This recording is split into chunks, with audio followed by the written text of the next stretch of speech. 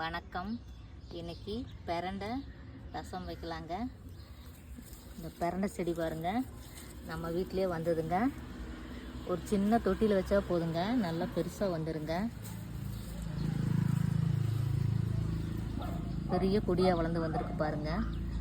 நம்ம செடியில் தோட்டத்தில் வந்தது தாங்க. இங்கே ஒரு செடி இருக்குங்க.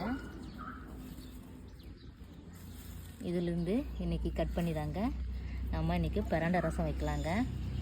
இந்த மாதிரி உடைச்சிக்கலாங்க. இலசாக இருக்கிற பிரண்டைங்க அது, இதை உடைச்சிக்கலாம். பிரண்டையை தண்ணியில் அலசியாச்சுங்க. இதில் மண்ணெல்லாம் ஒட்டி இருக்குங்க, அதனால் அலசிட்டு இதை கட் பண்ணிக்கலாங்க. இந்த மாதிரி இலையெல்லாம் எடுத்துட்டு இந்த மாதிரி நரம்பெல்லாம் இருக்குங்க, சுருள் மாதிரி, இதையும் கட் பண்ணி எடுத்துடலாங்க. எடுத்துட்டு இதை குட்டி குட்டியாக கட் பண்ணிக்கலாங்க. ஒரு சிலருக்கு அரிப்பு வரும், கையில் தேங்காய் எண்ணெய் போட்டுக்கிட்டு நம்ம இதை கட் பண்ணால் கையில் அரிப்பு வராதுங்க. இதை கட் பண்ணிவிட்டு பார்க்கலாங்க. பிரண்டை குட்டி குட்டியாக கட் பண்ணியாச்சுங்க. இதில் நரம்பெல்லாம் நான் எடுக்கலைங்க, ஏன்னா இது சின்ன தண்டுங்க.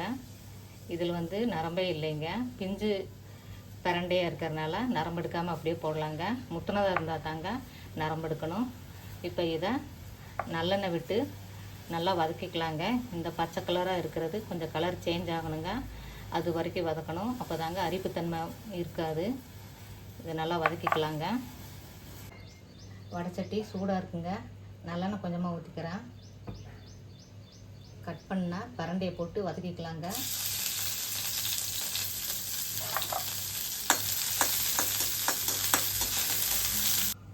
பிரண்டை நல்லா வதங்கிருச்சுங்க. பாருங்கள், கலர்லாம் சேஞ்ச் ஆயிடுச்சு, நல்லா ப்ரௌன் கலராக வந்துருச்சுங்க. இதை எடுத்துக்கலாங்க. இப்போ ரசத்துக்கு ஒரு தக்காளியை கட் பண்ணி வச்சுக்கிறேங்க. இதையும் எண்ணெயில் வதக்கிக்கலாங்க.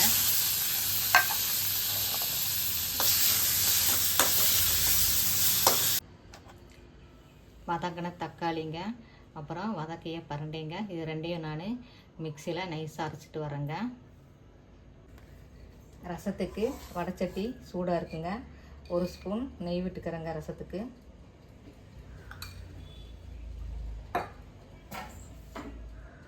கடுகு போட்டுக்கலாங்க.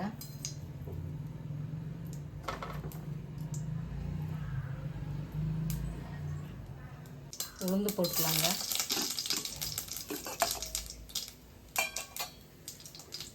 நாலஞ்சு பூண்டுங்க, இது தட்டின பூண்டுங்க, இதையும் போட்டுக்கலாங்க.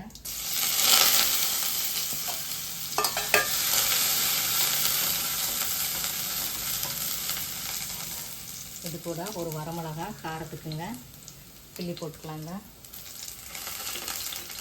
ஒரு கொத்து கருவேப்பிலை,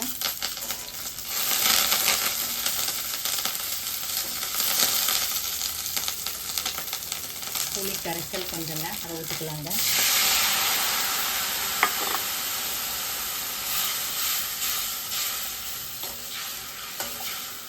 இந்த புளி ஒரு கொதி வரணுங்க. கொஞ்சம் பச்சை வாசம் போகிற வரைக்கும் கொஞ்சம் கொதிக்க விடலாங்க. இந்த புளியை புளி நல்லா காஞ்சிருச்சுங்க. இப்போ தக்காளி ஒன்று அரைச்சிட்டு வந்தேங்க. தக்காளியும் பிரண்டையும் அரைச்ச விழுதுங்க, அதை ஊற்றிக்கலாம்.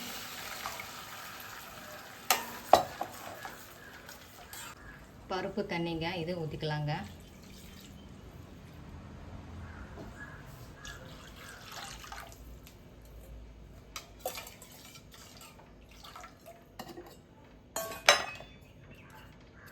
சீரகம், மிளகு, கருவேப்பிலைங்க, இது மூணையும் பொடிச்சு வச்சதுங்க, ரசப்பொடிங்க.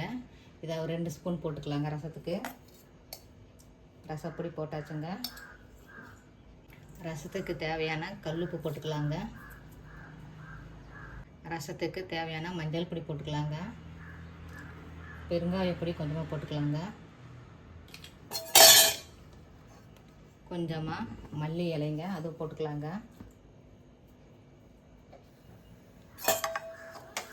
இந்த ரசம் கொதி வரக்கூடாதுங்க, நுரக்கட்டி வந்தால் மட்டும் போதுங்க. அப்புறம் அடுப்பு ஆஃப் பண்ணிக்கலாங்க. நுர வந்த பின்னாடி ரசம் நுரக்கட்ட ஆரம்பிச்சிருச்சுங்க, லைட்டாக கொதிக்க ஆரம்பிக்குதுங்க. இப்போ நம்ம எடுத்து ஊற்றிக்கலாங்க ரசத்தை. பாருங்கள்,